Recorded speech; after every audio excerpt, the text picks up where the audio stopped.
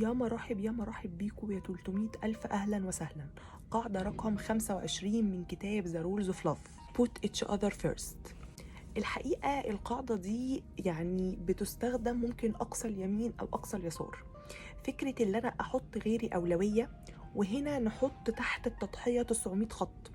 أنا هنا بضحي مش بتنازل، وفي فرق كبير بينهم.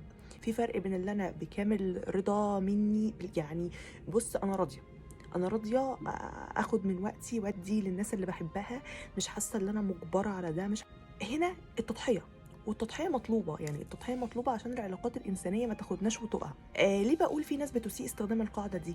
لان في ناس بتدي بلا هدف، هو انا على طول حاطه غيري اولويه، فالموضوع بيقلب معاهم ان هم دايما حاسين ان انا مش باخد حقي، واللي الناس مش بتحبني زي ما بحبها، واللي الناس مش بتديني زي ما انا بديها. هو الشخص ده مش عاوز الوقت ده اصلا، انت اللي اديتهوله، يعني هو ما طلبوش. فيا اما انت عن طيب نفس منك بتعمل ده، يا اما مش بتعايره. القاعده دي تقصد الايثار، وتقصد اللي انا بضحي، مش بتنازل عن حقوقي وبتنازل عن عمري كله وعايشه في دور الضحيه. ولا العكس، اللي هو انا داخله في عند ممكن يكون حد محتاجني من الناس اللي بحبها، وانا عايشه بقى في دور ايه؟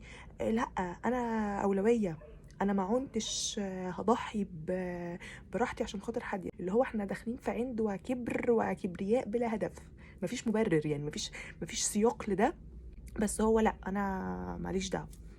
ففي ناس بتسيء استخدام القاعده دي.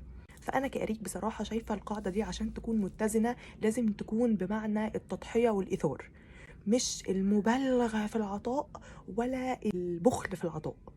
وقولوا لي كده من وجهة نظركم، انتوا شايفين جملة put each other first ازاي؟ واستنوا القاعدة التانية رقم 26 من The Rules of Love.